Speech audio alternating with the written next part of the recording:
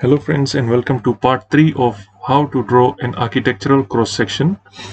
In this video I'll be showing you how to draw or how we can actually complete this section that we had drawn the last time and point out all the important notes that are required.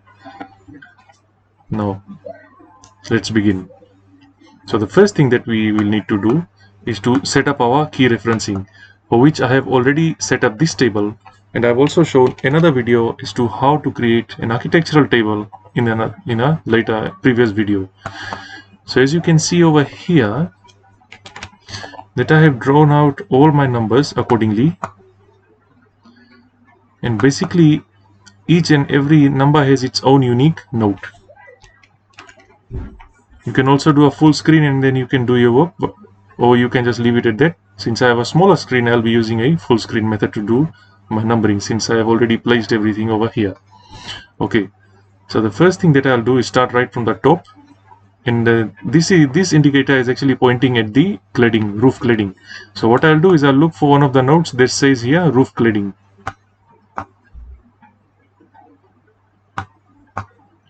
That's note number 18.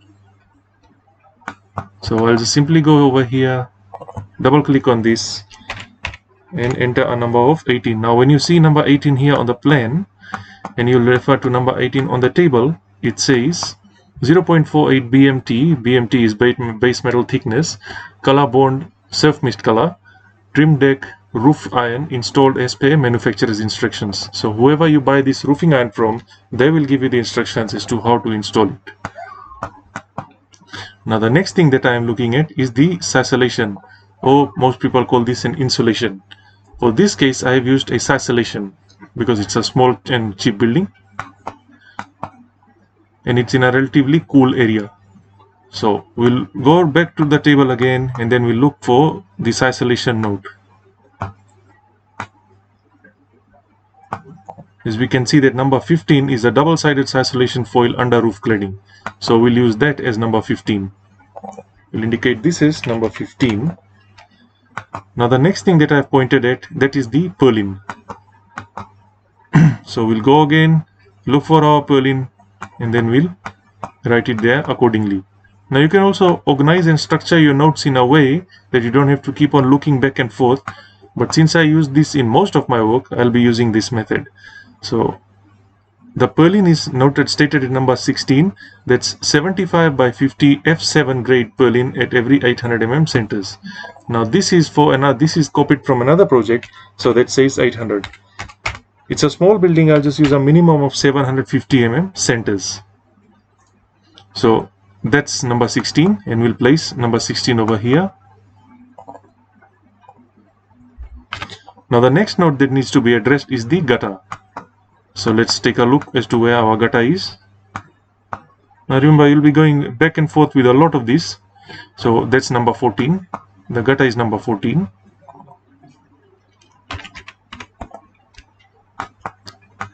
Now we'll look for another item, that's roof beam. And if it's not here, don't need to worry.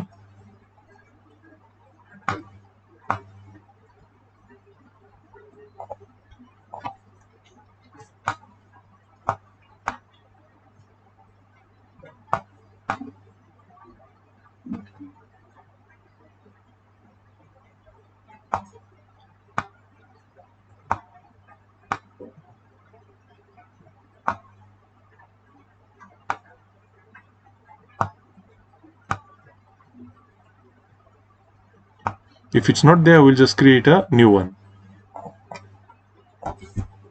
So we'll say roof beam as per structural details, and we'll indicate that into the structural. So that's number 11 right there. So we'll say that this is the beam is number 11. Now the next thing that is there is the downpipes. So we'll just look for the downpipe note and match it there accordingly. In this case it's note number 13. Now as you can see that I have made a repetitive mistake. So what I'll do is I'll just simply move this one up and bring it into this window here. Then I'll type PR for properties because I'm using full screen right now. Then I'll go to the closed field, then I'll select the arrowhead and I'll change it to a dot. Now when you put a dot, it will increase its size slightly, so you can just simply move that one in, like so. So just go along and point at everything in your structural drawings, in your cross section that is important. I will not be wasting too much time with all the details. I believe I've shown everyone enough basic details here. These I have brought in from the elevations, so you just have to copy and paste it into the elevation. Now, the next important thing in a cross section is the outline or the detail of it. So before we go into detailing, what we'll do is we'll simply delete that. Then we'll set up our scale, locate the cross sections, and that's my cross section right there. Then I'll set up the scale that it needs to be in. In this case, it's at a scale of 1:60. If I feel like it's not important, I'll move it, not fair enough, I'll move it up accordingly and center it between this line and this line, not the outsides, this internal line and this internal line. So that's currently all that I've done for the centering, and my scale is set to 1:60. So I'll leave it there at 1:60. Then what I'll do is simply create a rectangle by typing REC for rectangle and make a pointed node over there, like so. Then I'll do a fillet with a radius of 50 mm first, just to see if my work is correct. I'll click on multiple. It's not enough. Click on radius again, and I'll enter a distance of 200. Then press enter, and still that's not enough. So we'll click on radius again and just make a distance of 350. That seems to be far more better. Now we'll just do this for all, and that's it. Now the next thing that I'll do is simply put this thing back to 1:1, and I'll show you how we can create a separate item. Then I'll type, we will create a callout bubble here, not a separate item, my apologies. Then we type ATTDEF, ATTDEF, that's attribute definition. Then the tag there will be your drawing number, DWGNO. What will it prompt you for? It will prompt you for a drawing number, so you can keep that there and leave the default to as is. Then the justification of it will be middle center, or you can also say middle left. Annotative, leave the text height as it is, click on OK, and just paste it over there. Then zoom into it and rotate it. Make a copy of this, bring it down here. Then make a circle around it. Just eyeball it to perfection, somewhat like that. Click on this, click on properties, and change the size to 2.5 millimeters. Don't worry if it becomes too big, it will shorten out by itself. Then leave it there. Then type PL for polyline. Click it from that point, drop it there. Set one up like so, and bring down the other one. Or if you find that that's inconsistent, you just select on this, type MI for mirror, and just mirror it upwards, and then type no. However, it's still inconsistent, so I'll just bring it down and click over here, and then change this text height to 2. Move it right into place where it should be centered. Now if you feel that it's not centering properly, just select your text, click on the justify, then click on middle center. It will center all of your texts. So just simply select this over here, then type M2P, click one point there, click one point there, and it will center it consistently. Similarly for the bottom, over there, there, and it has centered it properly.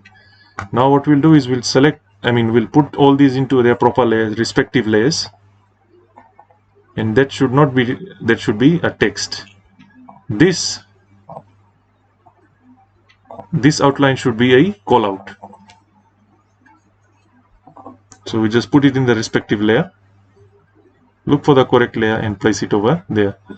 So that's a call out.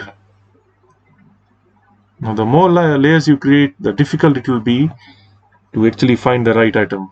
So that's my call out over there. Now that I've done that, what I'll do is select on these and type B for block, press enter, and I'll just say it's a call out. And remember, if you are making a call out, the behavior has to be annotative. And click on OK. You can say redefine. Select one of the points. I'll select it in the middle. Then select the object. Click at the bottom and then click over there. Then press enter. Don't worry about this. Press OK. Now click on this. Put it to the scale that you had set up earlier. That is 1:60. Delete the 1:1 and click OK. Now that you can see it has become significantly large, so don't worry about it. Just double click over there and then fill your details. So over here I'll cite SD just to check what I'm actually making, because I did not label it properly. So the first one is the drawing number, so we'll say 09. Then this is the sheet number, we'll say S05. Click on apply, then click on OK. There you go. It appears to be too huge, so what you can do is simply just move this out like so. Then click on that, type BE for block edit, then click on OK, and simply bring down the circle to a dimension of your liking. Don't worry if you are crossing this, because this is not what going to be showing there. Your texts will be shown there. And there you go. So now what we'll do is simply just close the block editor and save the callout. Now if it did not change the size of it, the working is very simple. Just type ITTSY, that's attribute sync, then click on select the block and click on yes, and it will change it automatically. Now if you still think that this circle is way too huge, you can change it up to your preference. Now usually these I like to keep in a light line, so what I'll do is select this white and then put it back into its respective layer, that is callouts, like so. So by referring to this video, you have understood the basic concept on how to draw a cross section. Now every company has their own method of doing it. You are currently following my method of my company. This is a very short exercise that I have created so that people can understand properly and not get confused and walk away during half the video. So basically, once you're done with all your cross section, a cross section should basically look like this, as detailed as possible. This belongs to another client of mine and a good friend too, and I have made this one for him and he was quite happy with it. So whenever you draw a section, try to make a cross section as neat and tidy as possible. As you can see in the cross section, I have used all different kinds of blocks and layers to make it attractive. I have not given any structural sizes here because structural sizes are meant to be indicated in the structural drawings. And that's a cross section, and this is a long section. This is not a cross section. A cross and a long section are two different things. Let me show you what I'm saying. This is a cross section. You're cutting across the building. This is a long section. You're cutting along the building. Remember, these callouts have a direction. So if you are pointing your direction this way, your drawing should not be shown the other way, because it will make your drawing look inconsistent. So if you're pointing that way and your drawings are shown this way, believe me, your drawings will end up in the rubbish bin. Always follow one simple golden rule, that is, be consistent with your work. Consistency is key.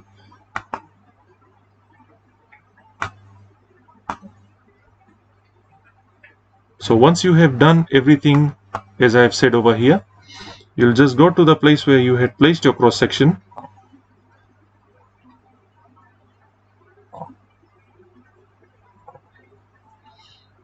and you'll set up your page you'll set up your viewport as I've shown in the other videos.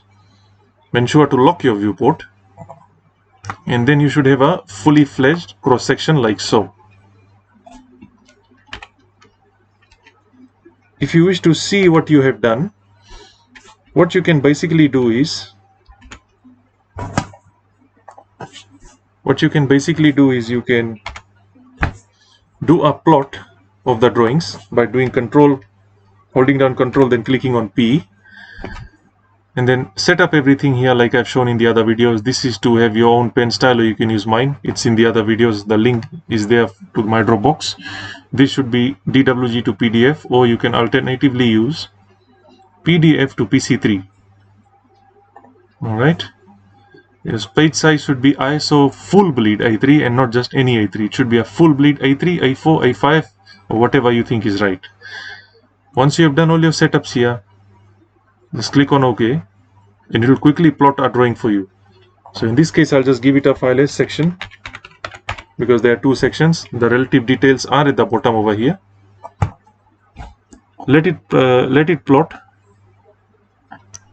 Do not cancel it while it's plotting. And then you can take a look at your cross section. Now this might look small now, and everything looks small because the zoom ratio is at 43.8%. So I'll move this one up to 100% like so. And now that you can see that all of my texts are showing up in the correct heights as they should be, along with all the walls and the other things. Now if you think you can do a better job than this, you can, but remember, this is only for demonstration purpose and not to be taken literally. You can take ideas from here and do your work. Now that is all for this video. In the next video, I'll show you how we can draw a roof plan of similar nature.